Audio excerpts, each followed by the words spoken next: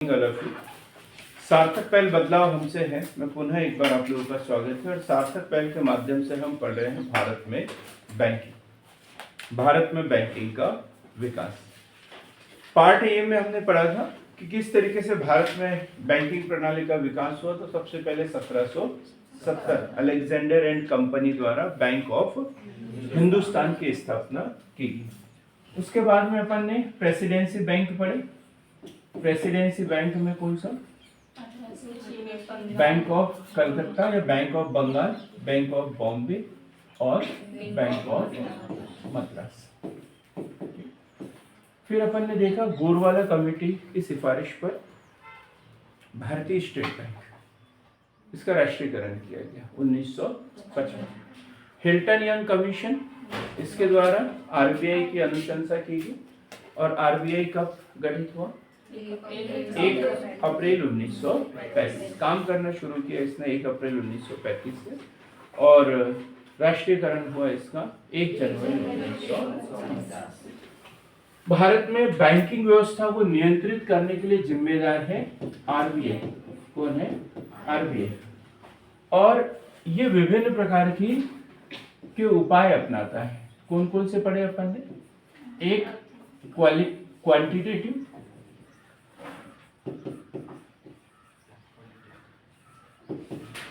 Quantitative, और दूसरा qualitative. Quantitative कौन कौन से पढ़े अपन ने? एक तो पढ़ा अपन ने बैंक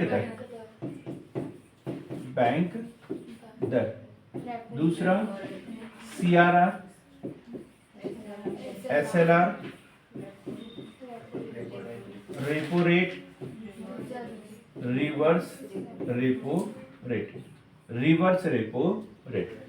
ये होता है MSF, marginal standard facility rate, सीमांत स्थायी सुविधा दर, मार्जिनल स्टैंडिंग फैसिलिटी रेट। अभी अपन डिटेल में पढ़ेंगे। बैंक दर वर्तमान में कितनी है? पहले क्या होता था?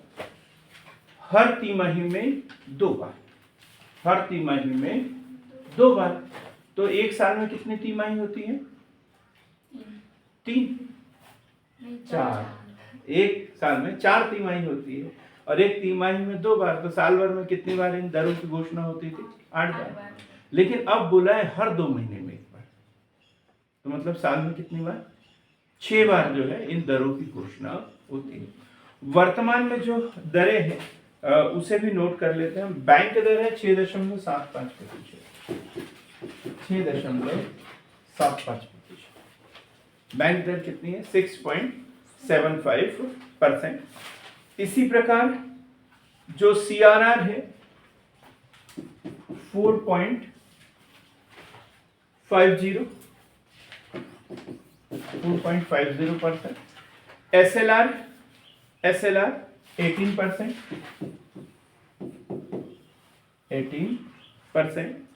आरआर जो है रिवर्स रेपो दर 6.50% और रिवर्स रेपो रेट जो है 3.35%। MSF marginal standing facility rate 6.75%। एक होती है बचत जमा दर,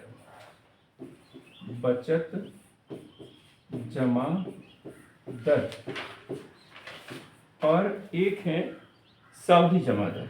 ये इनको समझना जरूरी है। सावधि जमा दर, बचत जमा दर और सावधि जमा दर। बचत दर कितना ब्याज मिलता है बचत खाते? हम लोग अक्सर विश्वास करते हैं हमारा पैसा कहाँ सेफ है? बैंक में। और लोग बैंक में पैसे रखना शुरू कर देते हैं। ठीक। तो जो हमारा जो चालू खाता जिसे कहते हैं, चालू खाता जो होता है हमारा, ये चालू खाता हम लोगों का नहीं होता, हम लोगों का बचत खाता होता है।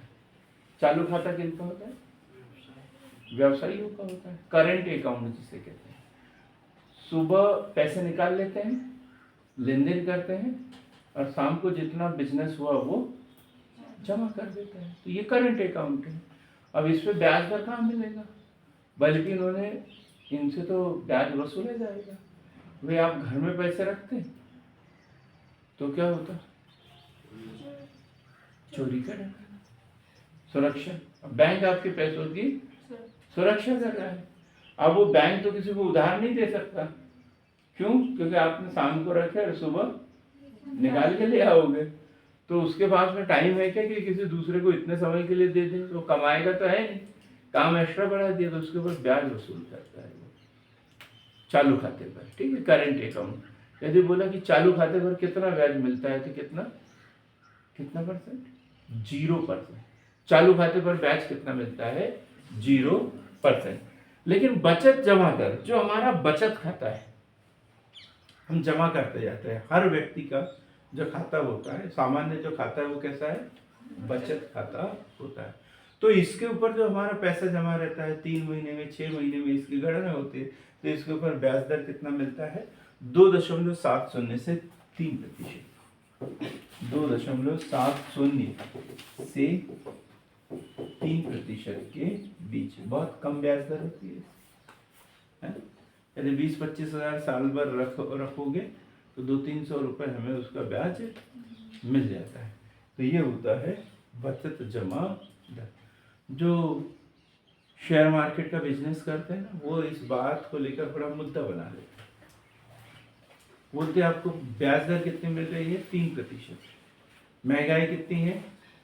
7 से 8%। तो आपको सालाना कितना नुकसान हो रहा है?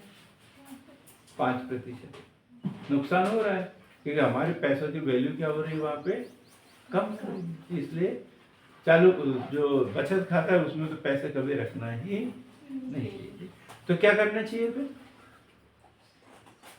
हाँ, क्या करना चाहिए? प्रीति नहीं, पोस्ट ऑफिस वाले बताएंगे, बहुत सलाह देते हैं लोगों को क्या करना चाहिए पैसों का। हम लोग तो डीडी एफडी करवाते हैं। एफडी करवा लेते हैं, है ना? सीधे ही एफडी करवा देते हैं। क्या ब्याज मिलता है उसका? 5% कुछ मिलता है शायद। 5% कुछ मिलता है। महंगाई दर कितनी है? 7%। नुकसान कितना है? 2-3% नुकसान है। ऐसे सलाह देते हैं, मैं नहीं बोल रहा हूँ, मैं तो बता रहा हूँ। शेयर मार्केट वाले जो अपना प्रचार करते हैं म्यूचुअल फंड का या अन्य, तो वो ऐसी सलाह देते हैं, तो लोगों को बताते हैं क्या सही है क्या गलत है। अब आप पढ़ोगे तो समझ में आ जाएगा। ठीक, तो सावधि जमा दर क्या होता है? अब हमने क्या किया, एक निर्धारित अवधि 99 दिन के लिए, 120 दिन के लिए, 200 दिन के लिए, ऐसे निर्धारित अवधि के लिए जमा कर दिया बैंक के पास में। तो वो उतने समय के लिए हमारे पैसों का उपयोग करने के लिए क्या है?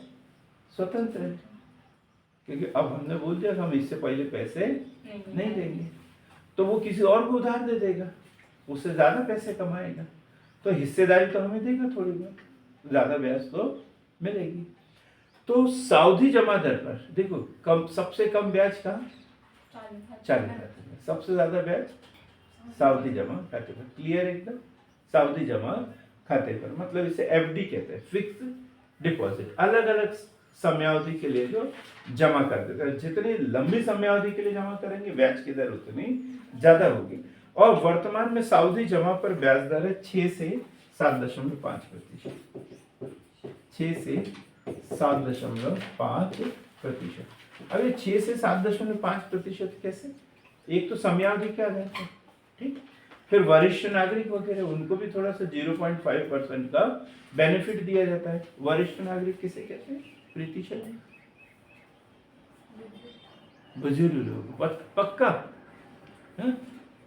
ऐसे तो नहीं है कलेक्टर, तहसीलदार, एसडीएम इनके माता पिता को वरिष्ठ नागरिक कहते हैं? सीनियर सिटीजन कितने में आता है? सीनियर सिटीजन 60 से ऊपर, रिटायरमेंट के बाद। ठीक है, बहुत कुछ बढ़िया। तो क्लियर हो गया ये क्वांटिटेटिव, मात्रात्मक।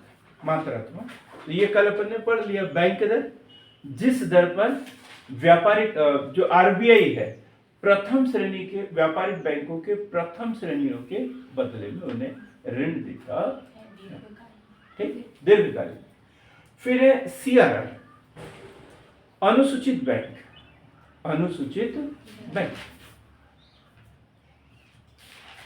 अपनी कुल जमाओं का एक निर्धारित प्रतिशत जो है आरबीआई के पास में जमा रखते हैं, एक गारंटी के रूप में जमा रखते हैं। तो वो कौन सा प्रतिशत है? सीआरआर। वर्तमान में कितना है? 4.50%। फिर है एसएलआर, मतलब आरबीआई की गाइडलाइन के अनुसार अनुसूचित बैंकों को अपने कुल जमाओं का एक निर्धारित प्रतिशत स्वयं के पास में रखना होता है। इसे क्या बोलते हैं? एसएलआर, वैधानिक तरलता अनुपात। फिर है आरआर, रेपो रेट। जो व्यापारिक बैंकों का सीआरआर होता है या नकद कोषानुपात होता है, उसके बदले में आरबीआई उन्हें अल्पकाल के लिए जिस दर पर ऋण देता है उसे रेपो रेट कहते हैं। और ये कितना है? 6.50%। फिर है आरआरआर, रिवर्स रेपो। जो व्यापारिक बैंक होते हैं ये अपनी जमाओं को कुछ समय के लिए आरबीआई के पास में जमा कर देता है। यह आरबीआई अपने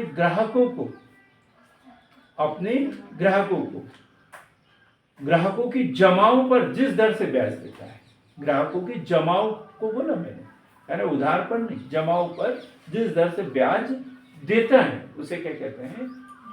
रिवर्स रेपो रेट।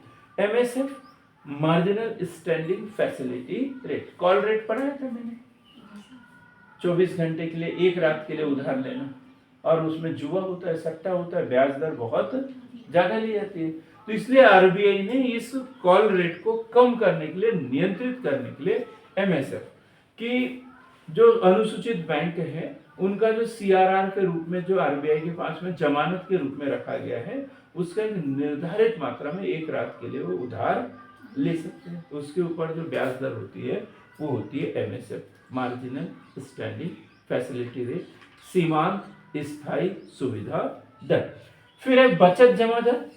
जो हमारे बचत खाते होते हैं इसके ऊपर जो ब्याज दर मिलता है बहुत कम, 2.70 से 3% के बीच में। और सावधि जमा दर, मतलब जो एफडी वगैरह पर जो ब्याज दर मिलता है वो कितना है? 6 से 7.5%। एक होता है पीएलआर,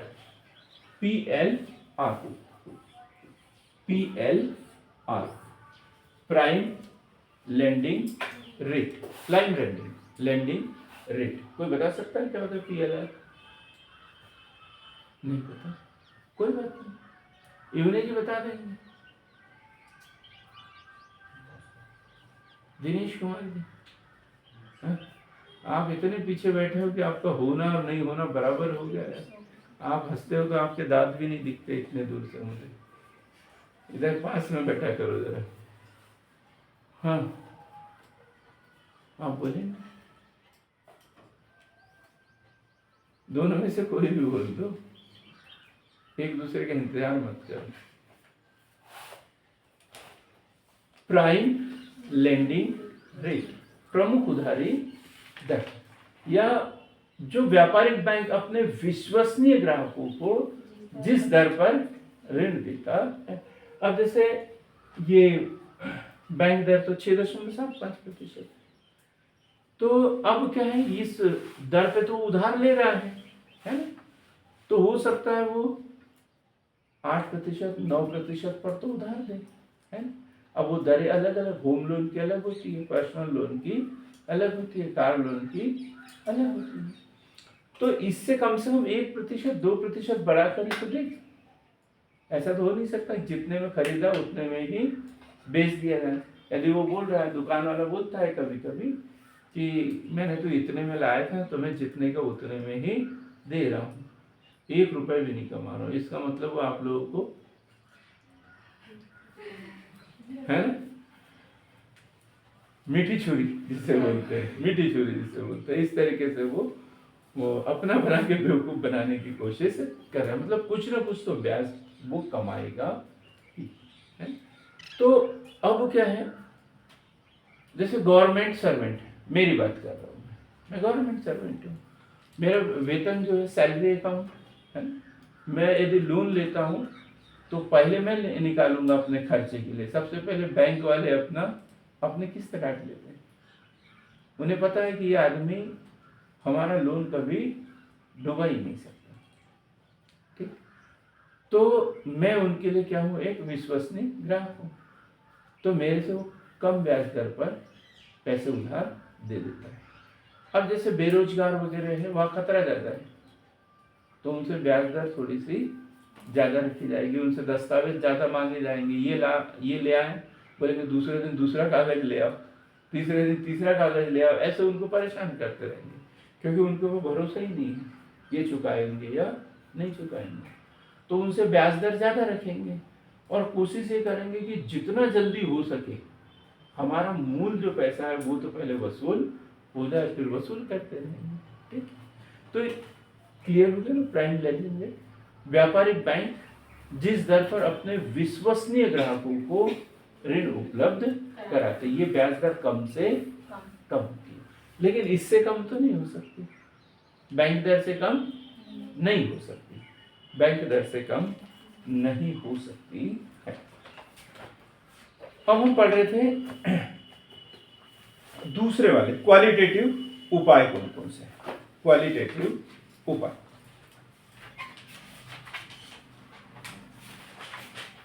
क्वालिटेटिव में यदि हम देखें तो सबसे पहला है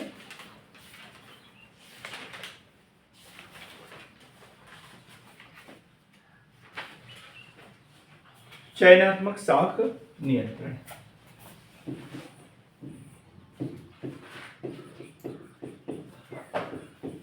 चयनात्मक साख नियंत्रण, चयनात्मक साख नियंत्रण।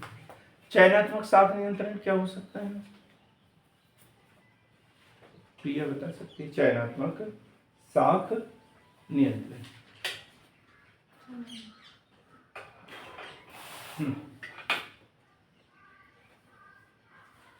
अनिल कुमार, चयनात्मक साख नियंत्रण। चयन करना है, निकलना, ढेर सारी इकाई है, उसमें से कुछ को अलग कर लेना। अब बैंक जो उधार देते हैं वो अलग अलग क्षेत्रों के लिए देते हैं, कृषि के लिए अलग, उद्योगों के लिए अलग, बेरोजगारी दूर करने के लिए अलग, होम लोन अलग, कार लोन अलग। तो इन अलग अलग प्रकार के जो ऋण होते हैं उनके लिए अलग अलग प्रकार की सेवा शर्तें निर्धारित कर लेना। भाई इस क्षेत्र के लिए ऋण देना है, बाकी किसी को ऋण नहीं देना। तो ये क्या हो गया, चयनात्मक साख नियंत्रण। अब जैसे हमें रोजगार में वृद्धि करना है, रोजगार में वृद्धि करना है, तो अब रोजगार में वृद्धि करने के लिए क्या करें, सरकारी नौकरी दे दें। सरकारी नौकरी दे देंगे तो वेतन कहाँ से देंगे उनको, दिक्कत है ना यार, वो तो बोझ बन जाएंगे। तो क्या करें, हम स्वरोजगार की कोई योजना लागू कर देते हैं, और स्वरोजगार की योजना लागू करने के लिए अब उसके पास पैसे तो है नहीं, तो क्या करें, बैंकों से ऋण दिला देते हैं।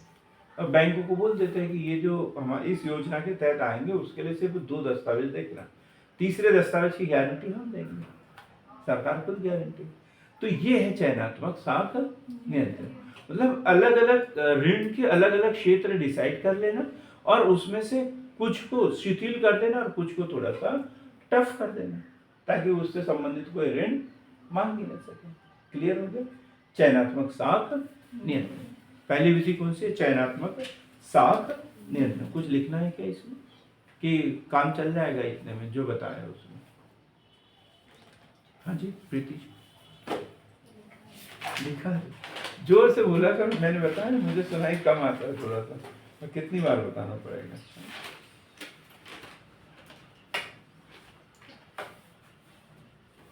चयनात्मक साख नियंत्रण के अंतर्गत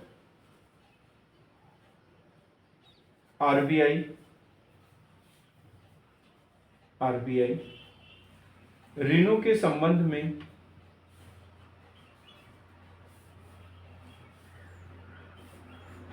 भेदभाव भेदभाव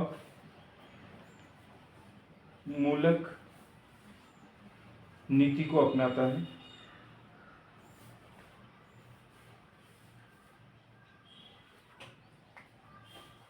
भेदभाव मूलक नीति को अपनाता है जिसका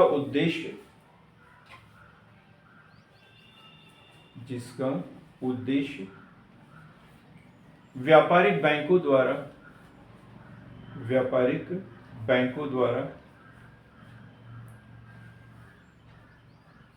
अवांछित आर्थिक क्रियाओं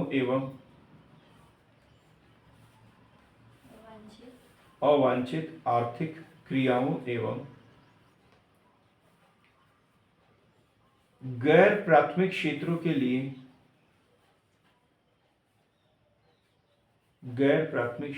लिए ऋणों पर रोक लगाना है। यह प्राथमिक का मतलब क्या है? वो वाला प्राथमिक नहीं है। प्राथमिक क्षेत्र, द्वितीय क्षेत्र, तृतीय क्षेत्र, वो वाला प्राथमिक नहीं है। तो क्या है धनेश्वरी मैडम?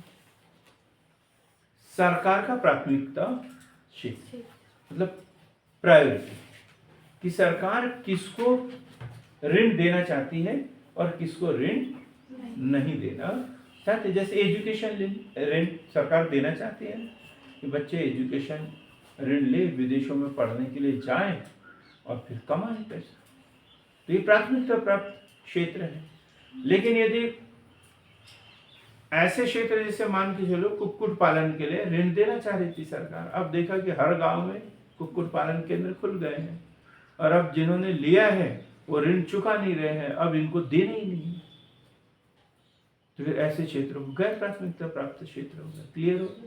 तो सरकार की प्रायोरिटी सूची में जो क्षेत्र शामिल हो गए, भाई सरकार ने कोई प्लानिंग कर ली और लागू कर दी, भाई इनको ऋण देना है। जैसे मुद्रा योजना, micro unit development and refinance agency, इसके तहत यदि ऋण दे रहे हैं शिक्षित बेरोजगारों को तो प्राथमिकता प्राप्त क्षेत्र देना पड़ेगा और गैर प्राथमिकता प्राप्त क्षेत्रों को ऋण नहीं देना है। अब लिखेंगे हम साख की राशनिंग। ये क्वेश्चन भी महत्वपूर्ण है। साख की राशनिंग,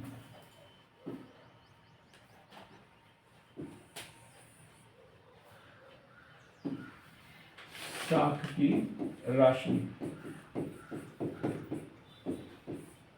क्या होता है? राशनिंग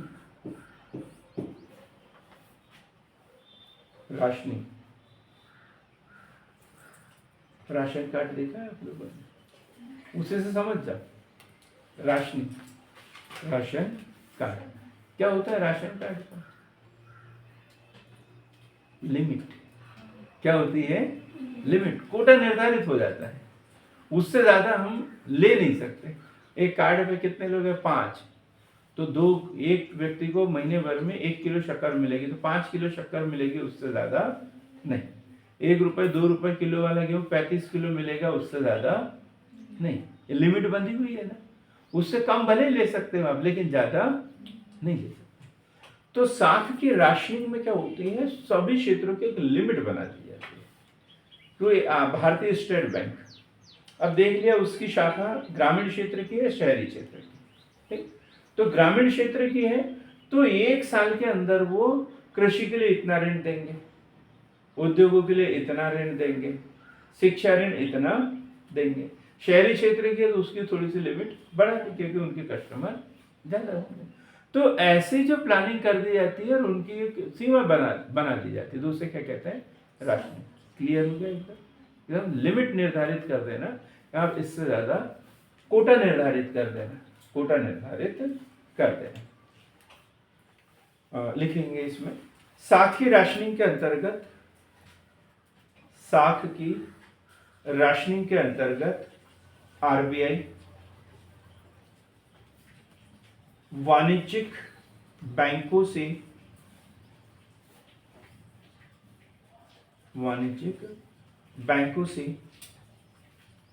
ऋण देने की अधिकतम सीमाएं निर्धारित करता है। अधिकतम सीमाएं निर्धारित करता है।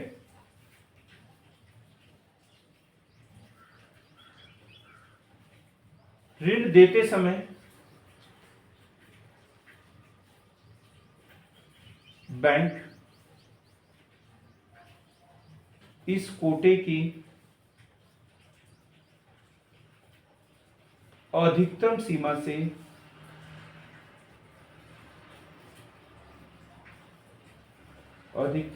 से अधिक ऋण नहीं दे सकते।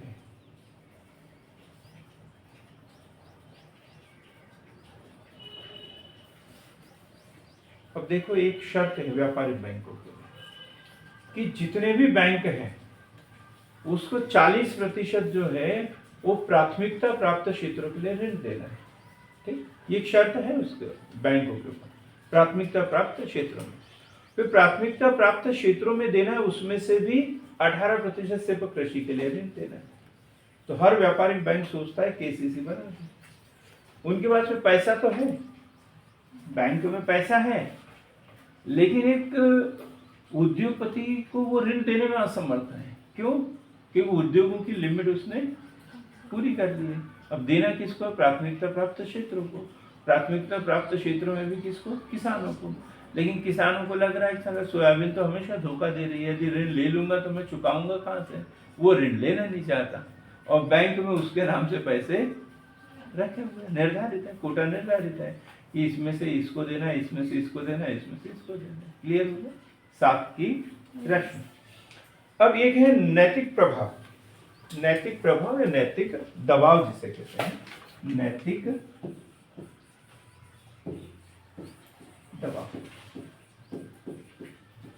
नैतिक दबाव ये ज्यादा महत्वपूर्ण नहीं है, वैसे ही समझ में आ जाएगा। नैतिक दबाव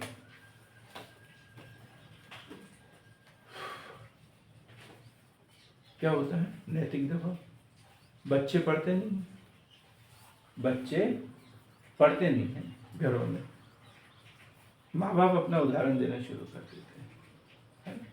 वह मैं इतना सारा कमा रहा हूँ, रात दिन मेहनत कर रहा हूँ, एक ही शर्ट पैंट में 6 महीने से 2 साल से पहन रहा हूँ और जितना कमाता हूँ तुम्हें दे देता हूँ ताकि तुम पढ़ो लिखो। अच्छा, और तुम हो कि मोबाइल देखते रहते हो। कुछ तो सोचो मेरे बारे में।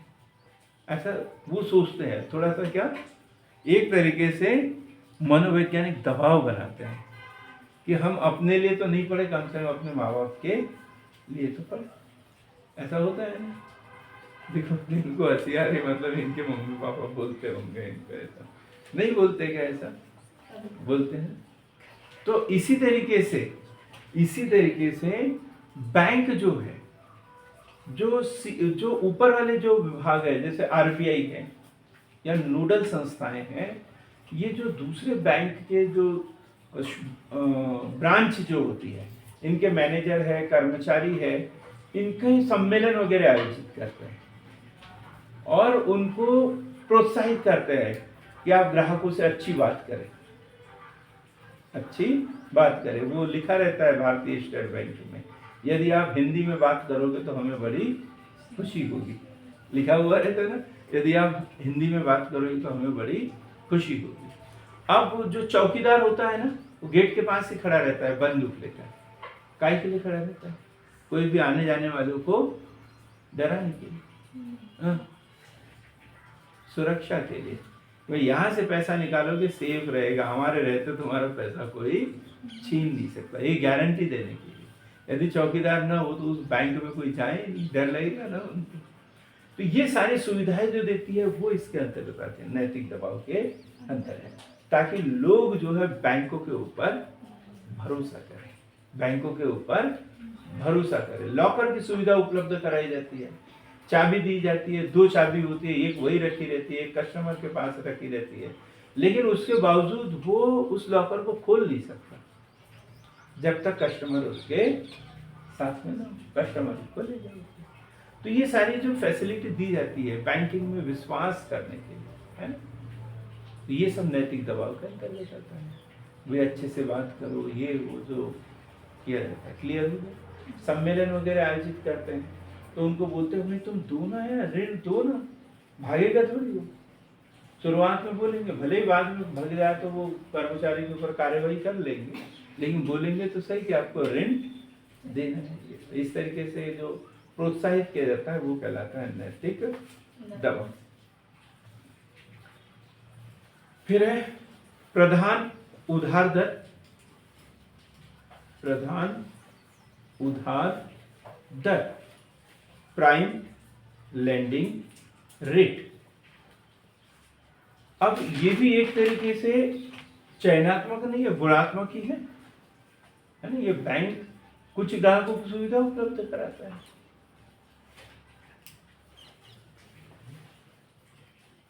विभेदात्मक ब्याज दर योजना, विभेदात्मक ब्याज दर योजना, इतना डिटेल में पढ़ने की जरूरत नहीं है, लेकिन क्वालिटेटिव में मुख्य रूप से 3, चयनात्मक साख नियंत्रण, इसी में विभेदात्मक ब्याज दर इसी में आ जाएगा, चयनात्मक साख नियंत्रण के अंतर्गत।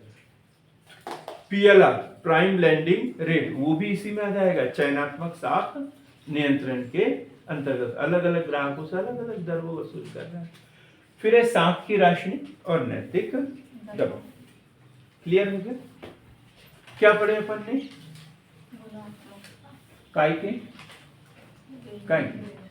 मुद्रा एवं साख की मात्रा को नियंत्रित करने के लिए आरबीआई द्वारा अपनाने वाले उपाय। अब इनके 2 लिमिट होती है, एक ये हो गई और एक आगे हो गई। भाई यदि साख की मात्रा को नियंत्रित करना है, तो इन दरों को कहां सेट करेंगे? आगे। और साख की मात्रा को खुला छोड़ देना है या छूट देना है, तो इन दरों को क्या करेंगे? पीछे सेट कर लेंगे। क्लियर हो? यही करना होता है। अब याद रख लेना बराबर, एक शॉर्ट में बता दिया मैंने। इन दरों को अधिक कर रहे हैं मतलब साख की मात्रा को नियंत्रित कर रहे हैं, और कम सेट कर रहे हैं मतलब साख को हम प्रोत्साहित करना चाहते हैं। बैंक जो है साख को प्रोत्साहित करना चाहता है। तो कल का ये टॉपिक हमारा कंप्लीट हो गया। अब हम पढ़ते हैं स्टेट बैंक, भारतीय स्टेट बैंक। थोड़ा सा ये अधूरा रह गया था, मुझे लग रहा है।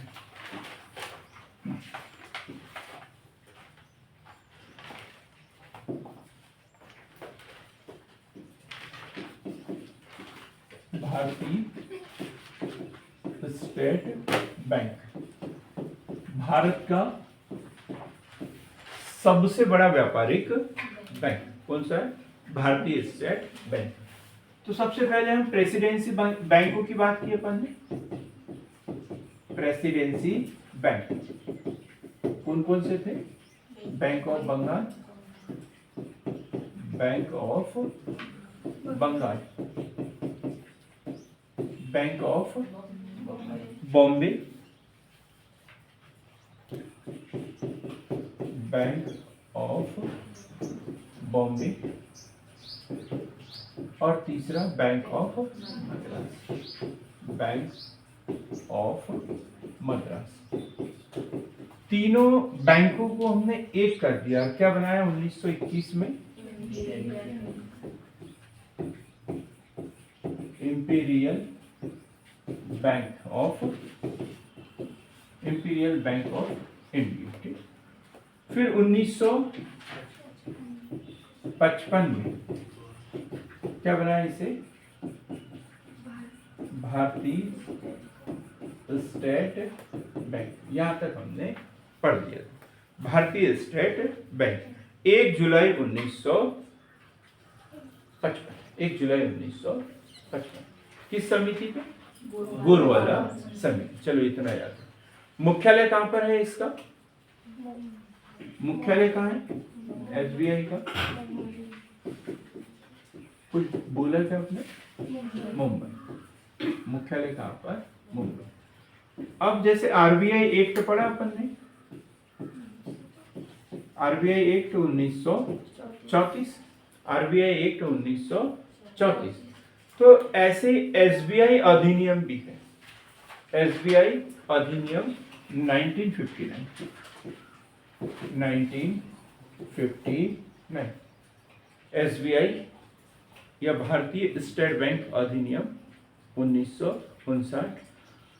8 क्षेत्रीय बैंकों का राष्ट्रीयकरण, 8 क्षेत्रीय बैंकों का राष्ट्रीयकरण, और जिसे SBI समूह कहा गया। SBI समूह कहा गया, SBI समूह कहा गया। क्लियर हो गया? SBI समूह। कितने बैंक है इसमें? 8। 8 में पहला कौन सा है? SBI। पहला तो SBI है। इसके अलावा 7 जो है वो दूसरे हैं। 7 दूसरे। तो 7 दूसरे में है Hyderabad, state bank of Hyderabad, state bank of Hyderabad. फिर बीकानेर एंड जयपुर, सब में स्टेट बैंक लगेगा, है ना? बीकानेर एंड जयपुर। इंदौर,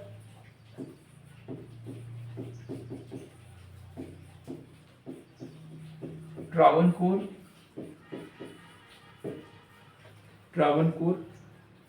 सौराष्ट्र,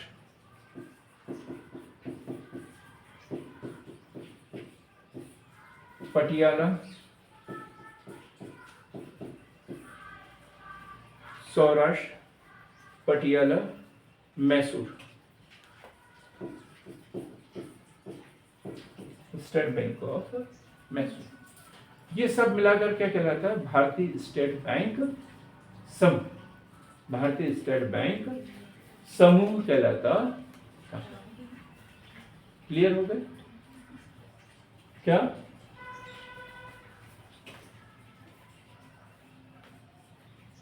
SBI भी है ना उसमें, भारतीय स्टेट बैंक। फिर state bank of Hyderabad, state bank of Bikaner and Jaipur, state bank of Indore, state bank of Travancore, state bank of Saurashtra, state bank of Patiala और स्टेट बैंक ऑफ मैसूर। तो कितने हो गए? 8 हो गए ना टोटल? हाँ, ये नहीं। सर 8 नंबर पे क्या लिखा है? मैसूर। देखने की जरूरत नहीं है, सुन लो तो भी काम चल जाता है। अब क्या हुआ? धीरे धीरे इन बैंकों का आपस में विलय। तो जैसे 13 अगस्त 2008 को स्टेट बैंक ऑफ सौराष्ट्र था,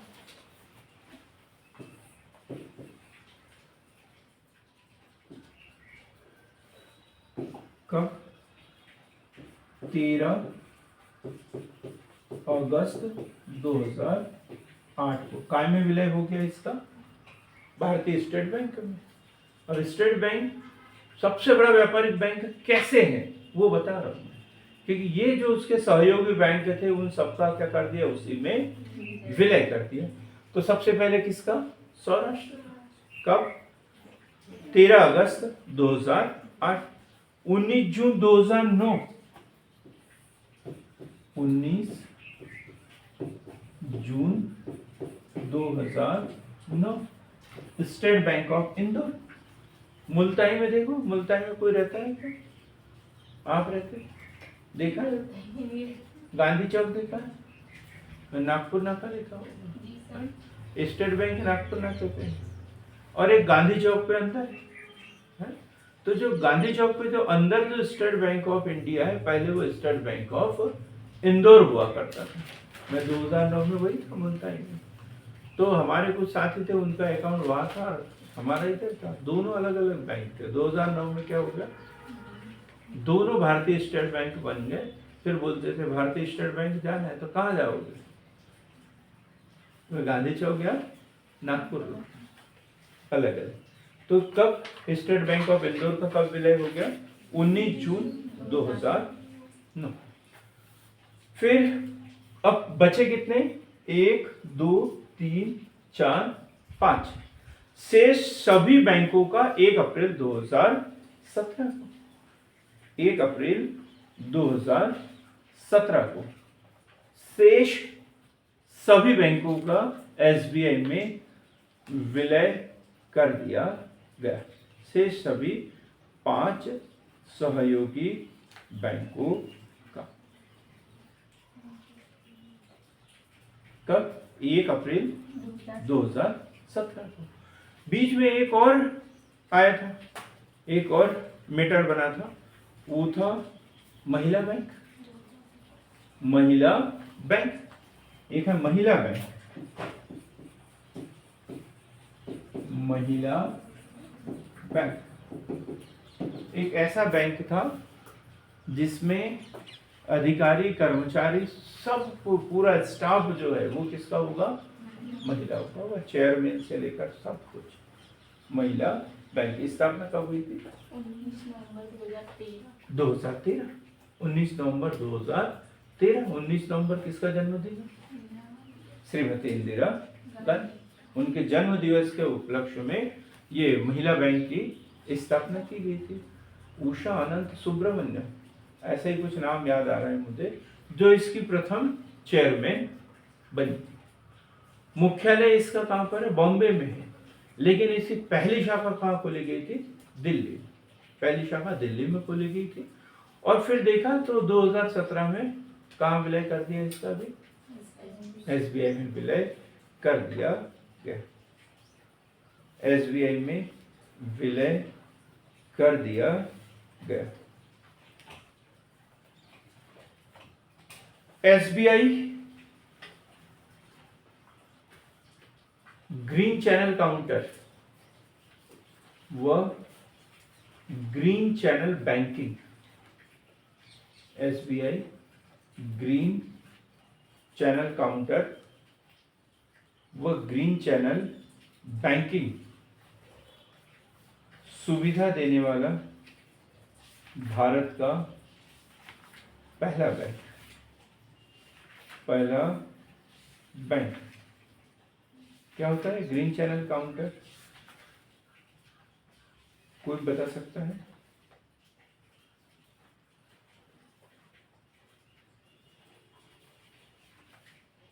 नहीं।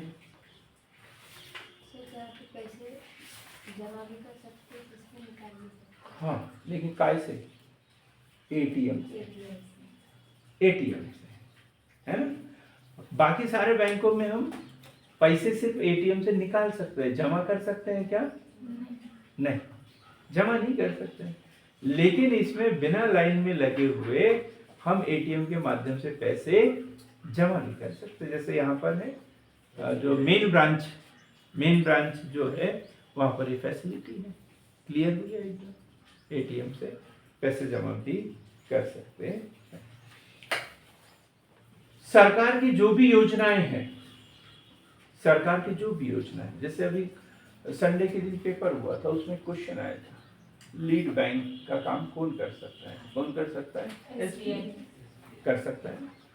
तो लीड बैंक योजना जो 1969 में शुरू की गई थी, तो प्रत्येक जिले को एक लीड बैंक घोषित किया गया था और सरकारी योजनाओं की जानकारी, ग्रामीण क्षेत्र में बैंकिंग का विकास, सरकारी योजनाओं की जानकारी और दूसरा ग्रामीण क्षेत्र में बैंकिंग का विकास। ये जिम्मेदारी किसको दी गई थी? लीड बैंक को दी गई थी। कब? 1969 में। बहुत महत्वपूर्ण क्वेश्चन है, बहुत बार एग्जाम में पूछा गया। तो ये जिम्मेदारी किसके माध्यम से शुरू की गई? एसबीआई के माध्यम से शुरू की गई है। विभिन्न प्रकार के स्व सहायता समूहों की बात कर रहे हैं। SHG सेल्फ हेल्प ग्रुप, स्व सहायता समूह। इसकी जो शुरुआत हुई है वो भी यहीं से हुई है। इनके जो अकाउंट खुले हुए हैं बिना ब्याज दर पर, जीरो अमाउंट पर, वो भी कहाँ में खुले? एसबीआई में ही खुले गए हैं। एसबीआई में खोले गए हैं। ठीक है, अब हम ऐसे ही थोड़ा सा 10 मिनट के अंदर SBI RBI को पढ़ते हैं। RBI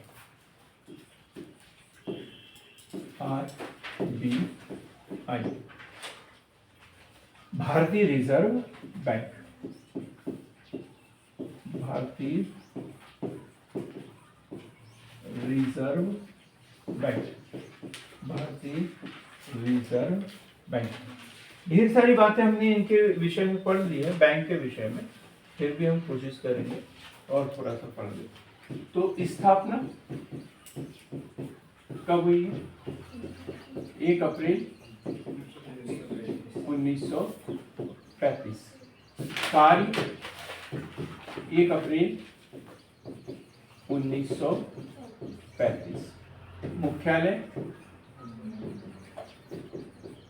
बॉम्बे, मुख्यालय कहाँ पर? बॉम्बे में। राष्ट्रीयकरण पढ़ लिया हमने।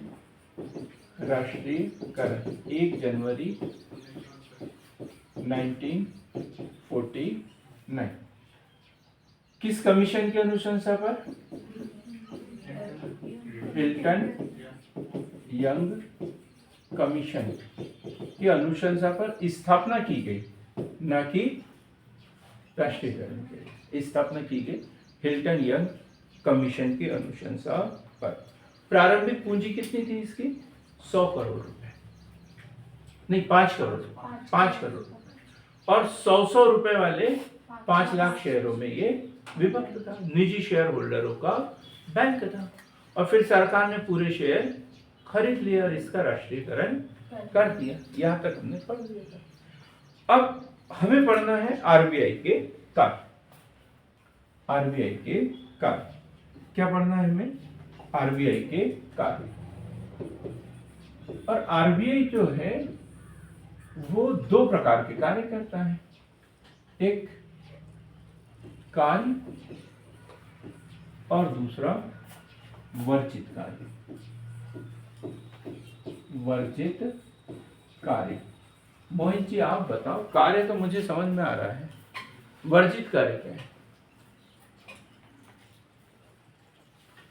वर्जित कार्य, वो पीछे वाले दिनेश कुमार बोल रहे जल्दी बोल भाई, नहीं तो मेरा नंबर लगने दे। हाँ बताओ दिनेश कुमार, वर्जित कार्य। अनिवार्य रूप से करना ही, जो अनिवार्य रूप से करना ही हो। आप सहमत हैं क्या इनसे? नहीं? हाँ, यस सर। प्रिया को हंसी आ रही है। ऐसे कार्य जो नहीं कर सकता, वर्जित। वर्जित है प्रतिबंधित होते हैं। वर्जित है क्या होता है?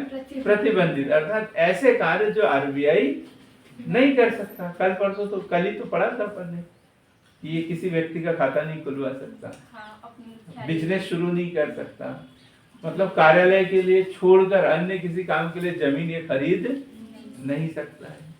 तो ये मतलब कुछ वर्जित कार्य है जो सामान्य बैंकिंग के तो है, लेकिन ये कार्य वो नहीं करता। अब क्लियर हो गया? अब कार्य मतलब जो सामान्य बैंकिंग से संबंधित जो उसे करना ही है, बड़ा महत्वपूर्ण कार्य है यहाँ पर। और ये जो कार्य इसको दिए है वो केवल यही करता है, दूसरा कोई नहीं कर सकता। दूसरा कोई ये कार्य नहीं कर सकता है। इसे हम कार्यों को 2 भागों में बांटेंगे। एक है सामान्य बैंकिंग, सामान्य बैंकिंग, और दूसरा है विकासात्मक कार्य। विकासात्मक कार्य और वर्जित कार्य मतलब जो वो कर ही नहीं सकता। तो सामान्य बैंकिंग संबंधी कार्य की बात करें तो सबसे पहला कार्य है इसका, सबसे पहला कार्य है नोट निर्गमन। नोट निर्गमन का क्या? एकाधिकार। मैं अधिकार भी लिख सकता था लेकिन मैंने एकाधिकार लिखा। एकाधिकार क्यों लिखा? उसके अलावा किसी को अधिकार नहीं है। भारत के प्रधानमंत्री को भी नहीं, राष्ट्रपति को भी नहीं। वो किसको है? सिर्फ आरबीआई के गवर्नर को है नोट निर्गमन का अधिकार। तो जैसे हमने पढ़ा रविवार के दिन जो टेस्ट हुआ था उसमें क्वेश्चन बना था कि 1 रुपए का जो नोट होता है उसके ऊपर किसके सिग्नेचर होते हैं।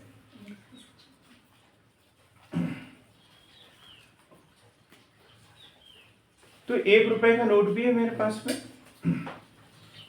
1 रुपए का नोट, वित्त सचिव, किसके सिग्नेचर है इसके ऊपर? वित्त सचिव के। ठीक, वित्त सचिव के। 2 रुपए का नोट भी है। 2 रुपए के नोट पे देखेंगे तो उसके ऊपर भारत के गवर्नर जनरल के सिग्नेचर होंगे।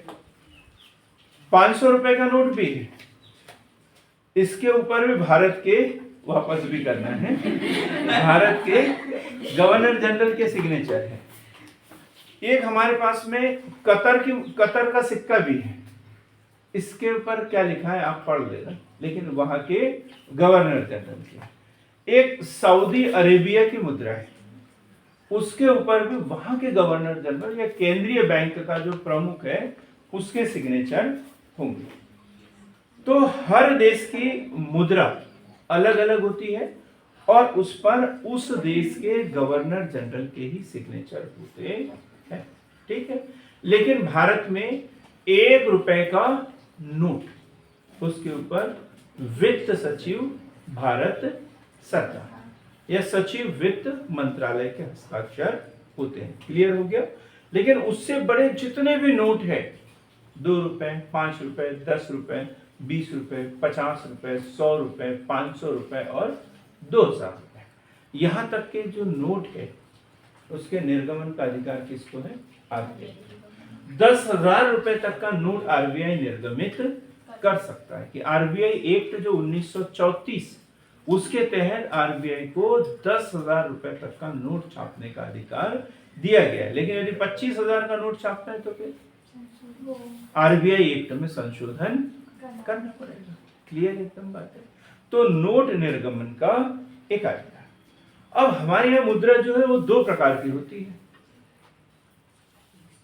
पंकज बोल रहे हैं असली और नकली, लेकिन ये गलत है। मुद्रा कितने प्रकार की होती है? 2 प्रकार की। मैंने 2 प्रकार की दी भी है आप लोगों को। कौन सी? कागजी मुद्रा और धात्विक मुद्रा। कागजी मुद्रा और धात्विक मुद्रा। तो जो कागजी मुद्रा होती है ये इसकी छपाई होती है करेंसी प्रिंटिंग प्रेस, जो नासिक में है। होशंगाबाद में नोट बनाने का कागज बनता था, देवास में करेंसी प्रिंटिंग प्रेस, छोटे प्रकार के नोट बनते हैं, और नासिक में बड़े बड़े। तो ये इस तरीके से करेंसी प्रिंटिंग प्रेस में नोट छपते हैं। लेकिन टकसाल जो होती है, टकसाल, वहां पर सिक्के बनते हैं। टकसाल में क्या बनते हैं? सिक्के। और जैसे भारत में कहां पर? नोएडा में है, कलकत्ता में है, मुंबई में है, सालबोनी में है। तो ऐसे टकसाल है और हर टकसाल की अपनी एक पहचान है। आप उस सिक्के पे देखना, किसी पे स्टार बना हुआ रहेगा, किसी पे पॉइंट बना रहेगा, किसी पे कुछ भी नहीं रहेगा। तो समझ जाना कि कौन सी टकसाल का बना हुआ सिक्का है। अलग अलग टकसाल की, टकसाल वही तो बताया जहां पर सिक्के बनते हैं, जहां धात्विक मुद्रा बनती है, वो जगह को टकसाल बोलते हैं। हाँ उसे टकसाल बोलते हैं। जैसे जहां नोट बनते हैं, छपते हैं, उसे करेंसी प्रिंटिंग प्रेस, और जहां पर धात्विक मुद्रा बनती है उसे क्या कहते हैं? टकसाल। क्लियर हो गया? उसमें भी सिंबल्स अलग अलग रहते हैं ना, उस वजह से पन्ने का अलग रहता है, अपना डायमंड का अलग रहता है, उसमें नीचे छोटा सा कॉइन्स में। यही तो बताया मैंने, वो डायमंड का है, मतलब वो किसी टकसाल का चिन्ह है। तो स्टार बनाए वो किसी टकसाल का है, नोएडा का है वो। ठीक, तो इस तरीके से अलग अलग टकसाल का अलग अलग चिन्ह है। दूसरा जो है, पहला तो हो गया करेंसी नोटों का निर्गमन। दूसरा है सरकारी बैंकर का काम। सरकार का बैंकर, सरकार का बैंकर कहा जाता है इसे। क्या कहा जाता है? सरकार का बैंकर। क्यों कहा जाता है सरकार का बैंकर? क्योंकि ये नोट जारी करते हैं। जी, नोट जारी करता है और सरकार का खाता भी होता है उसमें। सरकार का खाता इसमें होता है। सरकार जितने भी विदेशी देशों से व्यापार कर रहे हुए उन देशों के केंद्रीय बैंकों का खाता भी इसमें होता है। सरकार के इधर से पूरे लेन देन यही बैंक करता है। राज्य सरकारों के जो अकाउंट है वो सब इसमें है। तो किस सरकार ने कितना लोन लिया है ये कहाँ से लेंगे? आरबीआई से लेंगे। क्लियर हो गया? ये सरकार का बैंक है। सरकार को जब भी पैसों की जरूरत होती है तो किसकी तरफ देखता है वो? आरबीआई की तरफ। भाई तुम जुगाड़ लगाओ यार, कहीं से उधार ले लो, नहीं तो नए नोट छाप दो, नहीं तो नए नोट छाप दो। अब नए नोट किस पद्धति के तहत छापता है ये? पहले आनुपातिक कोष पद्धति था। आनुपातिक कोष पद्धति 1957 1956 तक आनुपातिक कोष पद्धति, मतलब इसके पास में जितना खजाना होता था इसके पास सोना रखना होता था या फिर विदेशी मुद्रा रखना होता था। और जितना सोना और विदेशी मुद्रा रहती थी उसके एक निश्चित अनुपात में ये नए नोट छाप सकता था। अब इसके पास में कुछ बचे नहीं, अब नए नोट के छापे ही नहीं, तो सरकार ने आरबीआई एक्ट में संशोधन किया और कितना 525 करोड़ का किया। 525 करोड़ बोला न्यूनतम कोष पद्धति 1956। न्यूनतम कोष पद्धति, न्यूनतम में मतलब इतना कोष कम से कम हो, उसके बाद में ये जितना चाहे उतना नोट छाप सकता है। उसमें भी भाई 200 करोड़ का विदेशी प्रतिभूतियां होना चाहिए, बाकी स्वर्ण होना चाहिए, ये सब कुछ बातें रखी। पता चला कि बैंक के पास वो भी नहीं है, तो 1957 में फिर संशोधन किया और न्यूनतम कोष को 200 करोड़ कर दिया। 200 करोड़ कर दिया, कम कर दिया कि इतनी कम से कम न्यूनतम हो तो जितना चाहे उतना नोट आप छाप सकते हो। सरल सा क्वेश्चन। आरबीआई नए नोटों का निर्गमन किस पद्धति के तहत करता है? न्यूनतम कोष पद्धति के तहत। क्लियर हो गया है? अब हम बात करते हैं सरकार का बैंक का, इसके बाद है बैंकों का बैंक। बैंकों का बैंक, बैंकों का बैंक भाई हम लोगों में से किसी का खाता नहीं होता है, दूसरे बैंकों का खाता होता है। दूसरे बैंक अपनी जमाओं को भी इसी के पास में रखते हैं और जब जरूरत पड़ती तो इसी से उधार भी लेते हैं। और उनके लिए जो रेगुलेटरी अथॉरिटी आरबीआई है, आरबीआई उनको नियंत्रित करता है। उनके लिए जो बैंक दर है, ब्याज दर है, जमा दर है, ये सारे कौन निर्धारित करता है? आरबीआई। इसलिए इसे क्या बोलते हैं? बैंकों का बैंक। सरकार का बैंकर भी इसको बोलते हैं और बैंकों का बैंक भी कहते हैं। विदेशी विनिमय को नियंत्रित करना, विदेशी विनिमय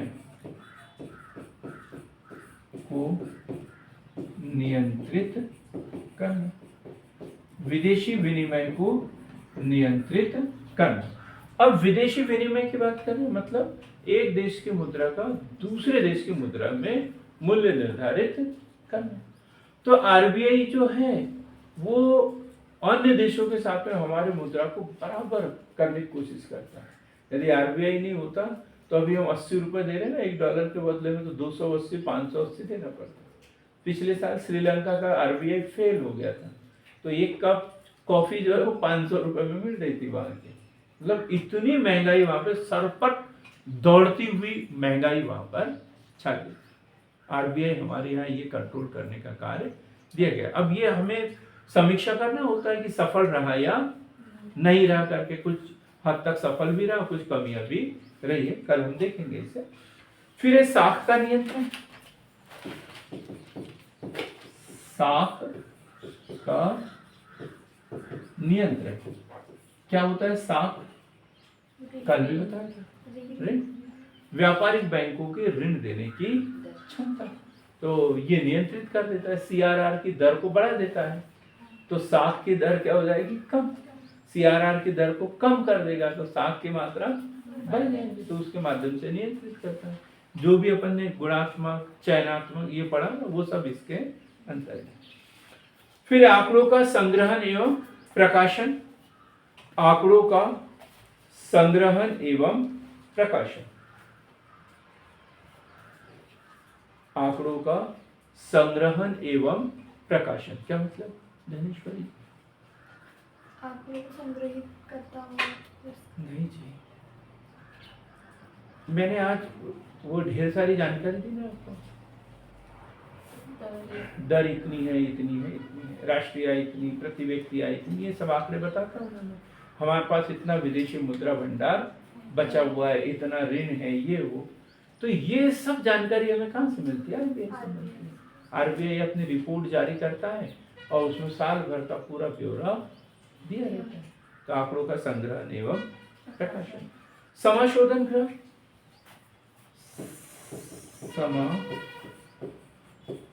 समाशोधन गृह बड़ा क्वेश्चन, समाशोधन गृह प्रैक्टिकल है ये, एकदम प्रैक्टिकल। क्या नाम आपका? विजय। आपका बैंक अकाउंट किस बैंक में? महाराष्ट्र बैंक में। आपका दूसरे बैंक में होना था ना, आप बता। आपका सेंट्रल बैंक में, ठीक है। अब आपने इनसे पैसे उधार लिए 10,000 रुपये, लेना मत तो देगी भी नहीं। 10,000 उधार लिए, वो बोले दे तो रहे हो लेकिन मेरे पास कैश नहीं है, चेक है। इन्होंने 10,000 का चेक दे दिया, लेकिन कौन सी बैंक का देंगे? महाराष्ट्र बैंक का। और आपका खाता तो उसमें है ही नहीं, आप अपनी बैंक में जाके जमा कर दोगे तो आपके बैंक में पैसा आ जाता है। ऐसा कैसे हो जाता है? इसका हिसाब किताब तो गड़बड़ हो गया ना। तो ये समाशोधन गृह का जो कार्य करता है वो आरबीआई करता है, आरबीआई करता है। क्या है कि आरबीआई का मुख्यालय कहाँ पर है? बॉम्बे में। 8 क्षेत्रीय कार्यालय है उसके, रीजनल केंद्र, और जहां पर भी उसका रीजनल केंद्र नहीं है वहां पर एसबीआई उसके अभिकर्ता के रूप में कार्य करता है, उसके एजेंट के रूप में कार्य करता है। ये याद रखना, जहां आरबीआई नहीं है वहां एसबीआई उसके अभिकर्ता के रूप में कार्य करता है। शाम को क्या होता है, ये सभी बैंक एक जगह बैठते हैं और बोलते चलो तुमने तो, हमने तुम्हारे इधर से कितना पेमेंट किया, हमने तुम्हारे इधर से कितना पेमेंट किया, हमने तुम्हारे इधर से कितना पेमेंट किया, और ये पूरा का पूरा हिसाब कर देते हैं कि भाई एसबीआई वालों ने पंजाब नेशनल बैंक को इतना भुगतान किया, महाराष्ट्र बैंक को इतना भुगतान किया, और ये पूरा मैनेज कर देते हैं। इसे क्या बोलते हैं? समाशोधन गृह। क्लियर हो गया? और ये व्यवस्था कौन करता है? आरबीआई करता है। लेकिन जहाँ आरबीआई नहीं है वहां कौन करेगा? एसबीआई उसके एजेंट के रूप में उसकी ओर से करता है। तो समाशोधन गृह। फिर विकासात्मक कार्य देखेंगे हम कुछ, जरा जल्दी जल्दी नोट करेंगे, टाइम हो गया। विकासात्मक कार्य, बचतों को, विकासात्मक कार्य, बचतों को बैंकों एवं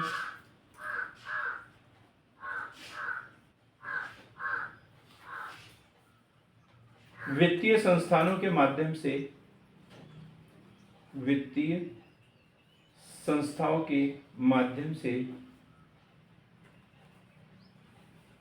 उत्पादन के लिए उपलब्ध कराना, उपलब्ध कराना।